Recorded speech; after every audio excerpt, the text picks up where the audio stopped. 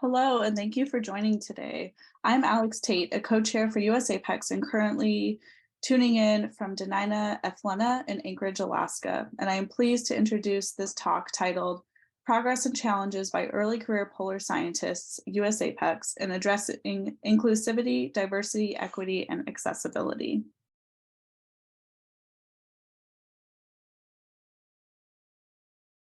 USAPECS is the National Committee of APECS, the Association for Polar Early Career Scientists.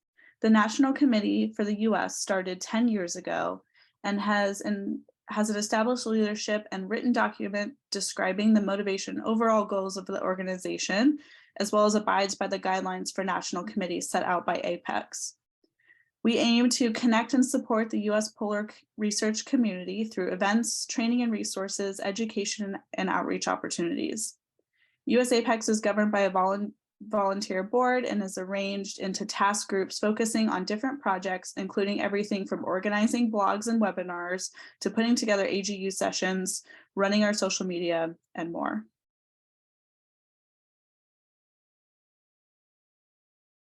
USAPECS began its IDEA work in 2018 with a panel at AGU.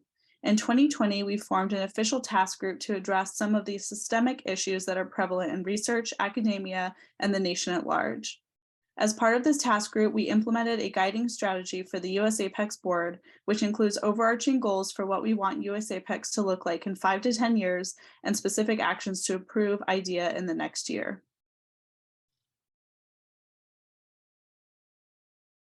Some of the ways we've implemented our IDEA work include an updated mission statement that specifically addresses our intentions. We aim to ensure all of our actions and collaborations are inherently focused on and informed by inclusion, diversity, equity, and accessibility principles, which includes advocating on behalf of our members in regard to pressing issues in polar research at a national and international level.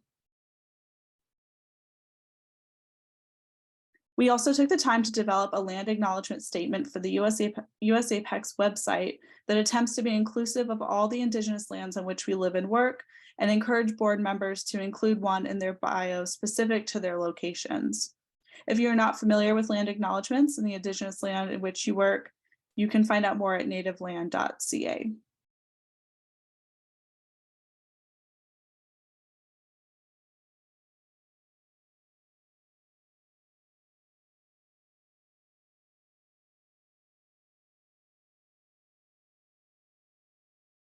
So USAPECS has several short-term and long-term action plans in place that we want to implement in order to improve our IDEA strategy. And some of the short-term goals that we have been working this year are conducting a board survey in order to identify the gaps in IDEA so that we can allocate the necessary training and resources in order to bridge this gap. And we are also providing training to all our board members so that they have knowledge about IDEA and how to address them in future. And then creating an outreach strategy for USAPECS so that we are able to reach to a larger and diverse audiences. And we also have guidelines in place for reviewing our blog posts and all other materials that we post on our website, which would also include including these IDEA strategy in all of these guidelines. And some of the challenges that we face are like this organization is run by volunteers who are early career researchers who are based in the US institution and sometimes abroad.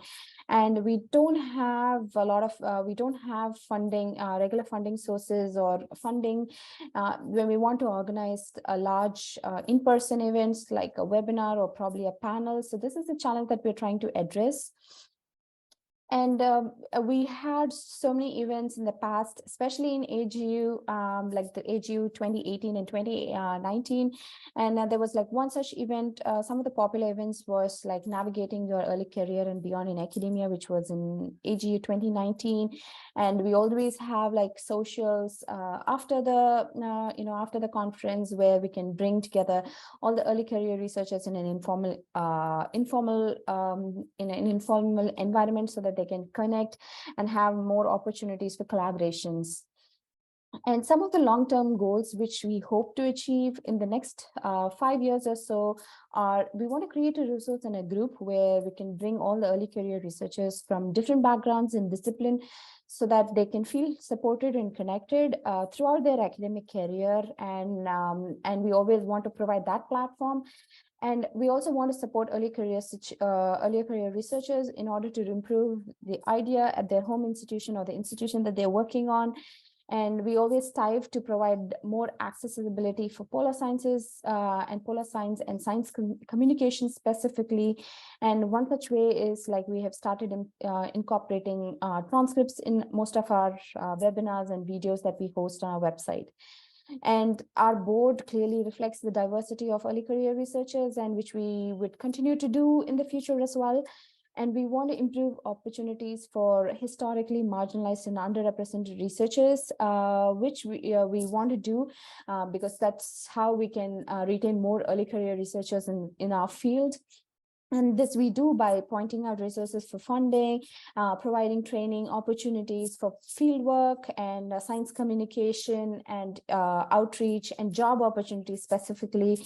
And these are some of the events that we try and do through our social media and in our website. And we also recognize the colonization and its continuing role in polar research, because most of our fieldwork are carried out that we do are occupied by indigenous communities. So we want to create a shared resource so that we can bring a long-lasting relationship between indigenous communities and polar researchers. And as with any goals, we know, collaborative efforts are the way to go, and which we can do it on a long-term basis, and we can be more successful in implementing our idea strategy, which is why we've partnered with nonprofit polar organizations like IAPEC and POSECO, who have also been pioneers in addressing the idea goals that we are also trying to do. So we have several events that we do in collaborations with IAPEC and POSECO. Thank you so much for listening. And if you have any questions, email us at any time at USAPECS@gmail. And don't forget to join USAPECS by subscribing on our website and following us on Twitter, which is US_APECS. And thank you so much.